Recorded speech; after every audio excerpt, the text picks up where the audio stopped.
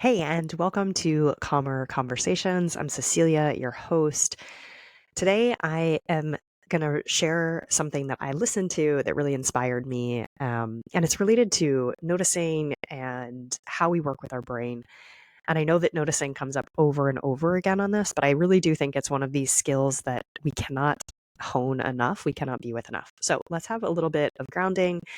If you're driving, if you're walking, even if you're just seated at your desk, attentively listening, or seated on your couch, maybe lying down, relaxing, you might give yourself a little wiggle. You might notice the seat or the chair or the couch or whatever it is underneath you. You might feel the ground beneath your feet. And if you can and you'd like to, you might close your eyes and or soften your gaze. But if you're driving or walking, you don't need to do that. Just bring your attention back to yourself. You might take a few intentional breaths, maybe making a sigh or a sound for the exhale. Maybe taking 2 or 3 slower breaths, not necessarily deep, but slow breaths, maybe into your belly using that diaphragmatic breathing. You might even remind yourself in this moment that you are safe, if you are in fact safe. You might see if you could pick out a few things that you notice in your environment. That might be something you're touching, like maybe the feeling of the steering wheel underneath your hands.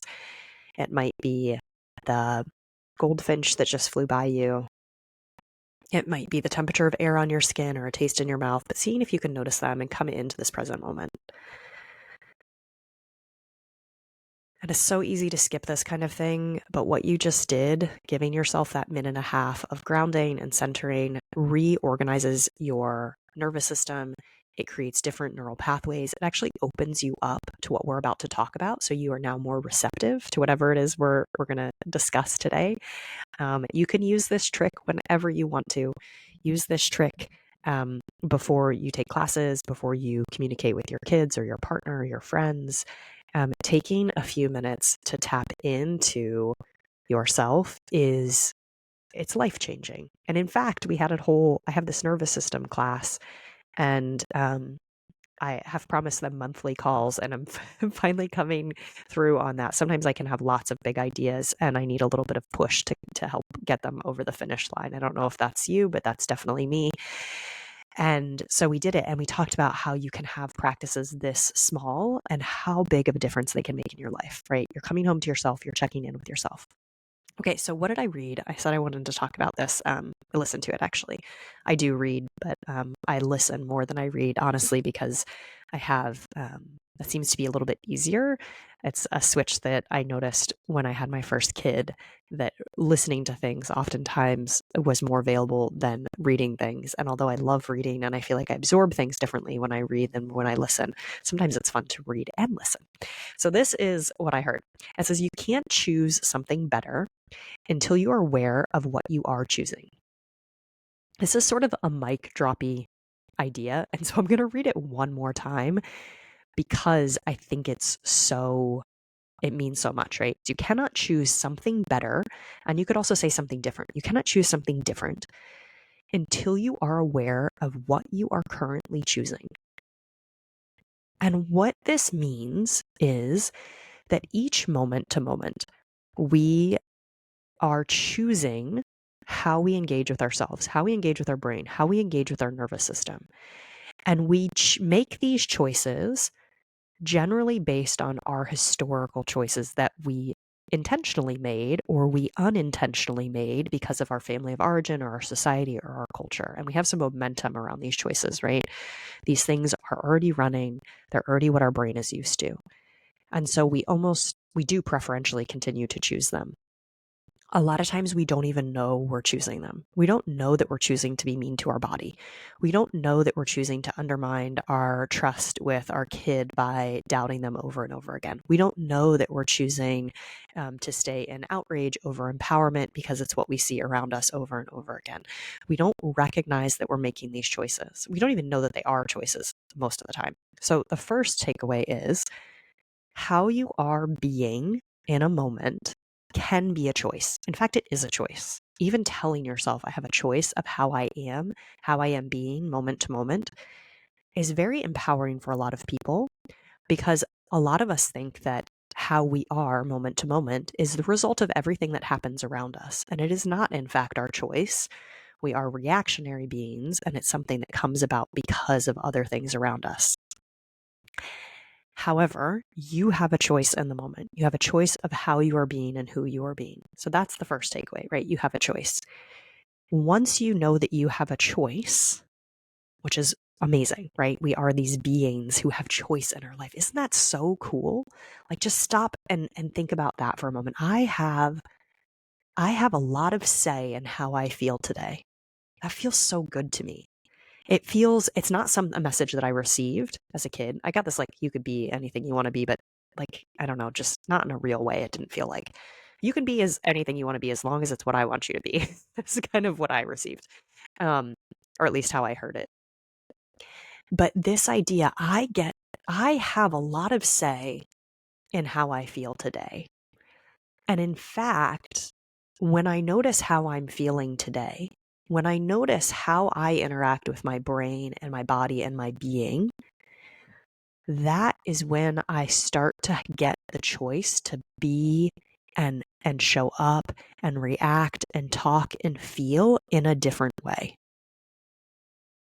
When I start, I'm going to bring it up again. It's on my phone, so I had to open it.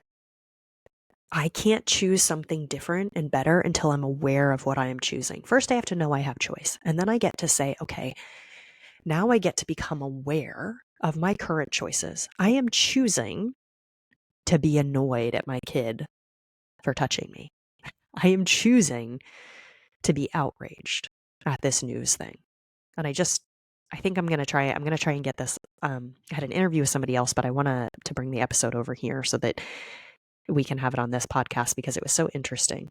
The outrage is okay. The outrage is actually can be really helpful, right? Because when we notice the frustration or the outrage or the fear or the anxiety or the overwhelm or whatever it is, when we notice that, suddenly we get to see, where is it rooted? What nervous system state and kind of reaction am I rooted in? What kind of thoughts am I rooted in?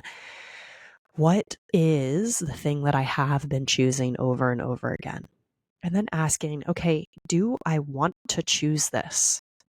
And for instance, when it comes to the outrage, you might notice the outrage and notice where it's coming from. And then you might say, but I'd rather act from a place of empowerment, or I'd rather connect from a place of love with my kid, or I'd rather not feel afraid in this moment. I'd rather lean more into trust. And when I lean into those places, I can actually see different opportunities and I can be different in the moment. And when I choose to be different in the moment, everything responds around me.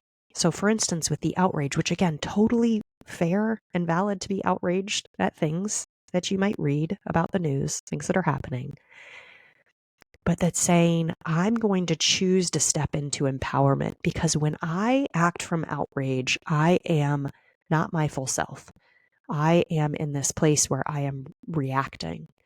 But when I take the time to notice this reaction, this choice, then I can say, I want to take this information I just gathered and I want to take a breath and I want to move into empowerment. And from this place of empowerment, I want to ask myself, what do I want to do about this? What do I want to do with this information? How do I want to show up today? And that is the key. This is like a 10-minute key to the universe, right? That is the key to almost everything, is recognizing that you have choice, noticing what you're currently choosing, and then like very intentionally asking, is this what I want to choose? Right? This is the act of noticing choice, of noticing current behavior, noticing current nervous system states, noticing current thoughts, and then with curiosity, asking, would I like something different? And if you do this sounds so simple, but if you do it, I promise almost everything will change around you and in your life. Your circumstances might not change, but your experience of your circumstances will change. I want you to try this out. I want you to let me know how it goes. This is like, it's obviously more fun and interesting to do it with coaching and to do it with other people around, but do it by yourself and notice how it goes. All right, I'll talk to you later. Bye.